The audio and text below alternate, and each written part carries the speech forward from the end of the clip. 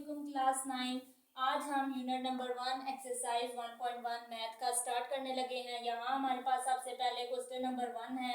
आप जैसा बुक पे देखें, हमारे पास क्वेश्चन नंबर 1 में क्या कह रहे हैं, find order of following matrices. ठीक है, अब हमने ऑर्डर फाइंड करने हैं इनमें से। ये हमारे पास सारे क्वेश्चन नंबर 1 के पार्ट लिखे हुए हैं, इसमें से हम ऑर्डर फाइंड करेंगे। जैसा कि एक हम देखते हैं, ठीक है, रो जो होती हैं वो हमारे पास ये ऐसे इस फॉर्म में होती हैं। रो 1 होगी, रो 2 होगी, और कॉलम हमारे पास इस फॉर्म में होते हैं। ठीक है, कॉलम 1 कॉलम 2। अब हमारे पास पार्ट ए में जो रो हैं वो देखें, रो 1 है और रो 2 है, और कॉलम 1 कॉलम 2। तो इसमें हमने बताना है कि ऑर्डर ऑफ मैट्रिसेस कितने हैं। तो देखें, हमारे पास 2 रोज हैं, 1 row, second row, first column, second column. तो हमने क्या कहना है कि 2/2, 2 रोज हैं, 2 कॉलम्स है। इसी तरह नेक्स्ट क्वेश्चन बी पे देखें तो इसमें भी हमारे पास 2 रो 2 कॉलम है। तो बी में हम क्या कहेंगे, 2/2 का हमारे पास ऑर्डर बन रहा है। इसमें हमने ऑर्डर्स बताने हैं। सी में आप देखें हमारे पास क्या है, एक रो है, रो 1, इसको एक रो कह लें, और ये हमारे पास 2 कॉलम है। तो सी में हमारे पास क्या आ जाएगा, 1 रो बाय 2 कॉलम। ठीक है, उसके बाद अगर डी में हम देखें 1 2 3 रोज हैं और कॉलम हमारे पास 1 ही है।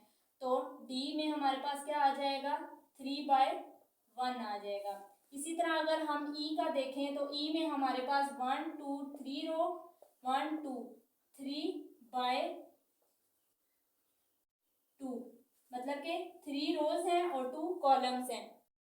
हमारे पास एफ है। अब देखें, इसमें 1 ही रो इसको कंसीडर करेंगे, 1 ही कॉलम है। तो एफ हमारे पास क्या आएगा, 1/1 आ जाएगा। ठीक है, इसी तरह अगर हम जी को देखें तो इसमें हमारे पास 1 row, second row, third row, 1 column, second column, third column. तो जी का इसमें हमारे पास क्या ऑर्डर आएगा, 3/3 आ जाएगा। अब अगर हम एच को देखें, एच में फर्स्ट रो, सेकंड रो, इसमें first column, second column, third column. तो एच में हमारे पास क्या आ जाएगा, 2 रो हैं और 3 कॉलम है। तो यहाँ हमारे पास क्वेश्चन नंबर 1 कंप्लीट हो जाता है। क्वेश्चन नंबर 2 हमारे पास स्टार्ट होता है। इसमें हमने अब क्या बताना है कि इक्वल मैट्रिसेस कौन कौन सी हैं। ठीक है, अगर हम देखें ए हमारे पास 3 है और बी 3 5 है। अब हमने ए जैसा मैट्रिक्स 3 देखना है कि कहीं और दूसरे में नंबर्स में है। तो अगर हम 5 में से 2 निकालें तो हमारे पास 3 आ जाता है। तो यहाँ हमारे पास ए किसके इक्वल हो गया, सी के इक्वल हो गया। अब बी हमारे पास 3 और 5 है। हमने कहीं और देखना है कि हमारे पास कौन सा मैट्रिसेस जो है इसके बी के इक्वल हो। 3 और 5 अगर हम यहाँ देखें, ये हमारे पास 3 है, 3 और 2 को प्लस करें तो हमारे पास क्या आ जाता है, 5 आ जाता है। तो बी किसके इक्वल आ जाएगा, आई के इक्वल आ जाएगा। ये दोनों ये और ये हमारे पास मैट्रिसेस जो है इक्वल आ गए हैं। इसके बाद हमने देखना है कि हमारे पास कौन सी इक्वल है। अगर डी देखें, डी और कहीं नहीं आ रही। अगर ई को देखें 4 0 6 2 है। ये देखें ई एच हमारे पास दोनों इक्वल हैं। ठीक है, और अगर इस जे को देखें तो 2 + 2 करेंगे 4 आएगा, 2 + 4 करेंगे 6 आएगा, 2 में से 2 अगर माइनस करें 0, और 2 + 0 आ जाएगा 2 आ जाएगा, 2 + 0 2 हमारे पास आ जाएगा। तो ई एच और जे जो है ये हमारे पास क्या हो गया, इक्वल मैट्रिसेस हो गया। इसके बाद अगर हम देखें एफ में हमारे पास क्या आ रहा है, 2 और 6 आ रहा है, और जी में अगर 3 में से हम 1 निकालें तो 2 आ जाएगा, और 3 + 2 3 कितना होता है हमारे पास 6 के इक्वल। अब यहाँ पे हमारे पास एफ और किसके इक्वल आ गया, जी की इक्वल आ गया। यहाँ ये जो मैट्रिसेस थी हमारे पास सारी इक्वल आ गई। यहाँ हमारा क्वेश्चन नंबर 2 जो है कंप्लीट हो गया। हमारे पास क्वेश्चन नंबर 3 है, a + c c - 1 a + 2b 4d - 6 = 0 7 - 7 3 और d। ये हमारे पास क्वेश्चन आ गया। अब इसमें हमने a b c d की वैल्यू फाइंड करनी है। ठीक है, ये हमारे पास हम a + c जो है वो इक्वल किसके है, 0 के। इसके सामने एक ये है और इसके सामने ये क्या आ रही है, जो इसके सामने वाली वैल्यू है उसको इक्वल हम रखेंगे और इसकी इक्वेशंस बनाते जाएंगे। ये हमारे पास 1 इक्वेशन आ गई। अब जिस तरह हम देखेंगे दूसरी इक्वेशन हमारे पास क्या आ रही है, a + 2b = -7। ये हमारे पास दूसरी इक्वेशन बन गई। c - 1 किसके इक्वल है, 3 के। ये हमारे पास थर्ड इक्वेशन बन गई। और 4d - 6 जो है ये हमारे पास 2d के इक्वल है। तो ये हमारे पास कौन सी इक्वेशन बन गई, 4 इक्वेशन बन गई। अब हमने इसमें से वैल्यूज निकालनी है। ठीक है, वैल्यूज निकालेंगे तभी हमारे पास ए बी सी डी की वैल्यू आएगी। अब इसमें से तो हमारे पास कुछ नहीं आ सकता। सबसे पहले हम थर्ड इक्वेशन को देखेंगे। थर्ड इक्वेशन हमारे पास क्या आ रही है, c माइनस वन किसके इक्वल है, 3 के। c हमारे पास c यहाँ माइनस वन है, उधर जाके पॉजिटिव हो जाएगा 3 प्लस 1 और c हमारे पास 4 आ गया। ठीक है, ये हमारे पास क्या आ गई, c की वैल्यू आ गई।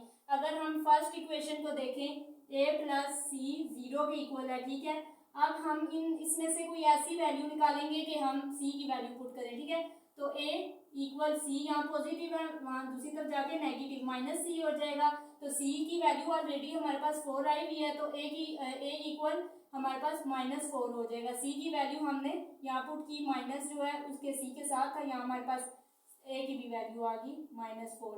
अब हमारे पास क्या रह गया है, a सेकेंड इक्वेशन अगर हम देखें a प्लस 2b किसके इक्वल है, -7 के। ठीक है, तो अब हमारे पास इसमें से हमने, अब हमारे पास a की वैल्यू है तो यहाँ b हमारे पास दूसरी वैल्यू है।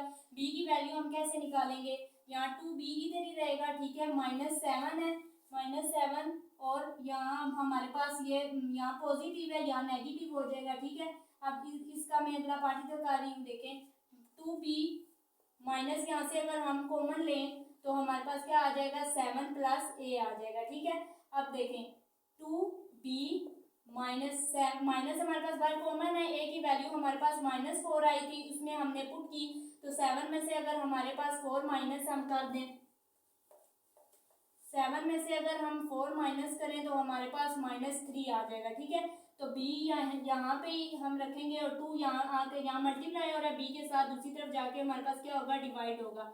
अगर इसका हम पॉइंट्स में आंसर निकालें तो -1.5 हो गया हमारे पास। ठीक है, अब हमारे पास थर्ड जो वैल्यू रह गई है वो किसकी रह गई है, d की वैल्यू रह गई है, ये वाली जो इक्वेशन है। ठीक है, इसमें से हम कैसे निकालेंगे, देखें 4d minus 6 equal to d।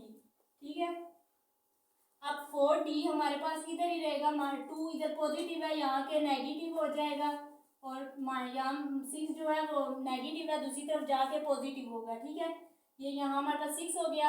अब देखें 4 में से 2 निकालें, हमारे पास क्या आ जाता है, 2d इक्वल 6 के।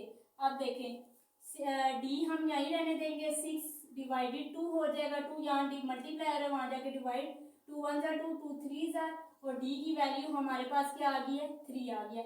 यहाँ ये चारों की हमारे पास वैल्यू आ गई है, a b और c की हमारे पास d की वैल्यू आ गई है। यहाँ ये हमारा क्वेश्चन खत्म हो गया और हमारी एक्सरसाइज भी कंप्लीट हो गई है।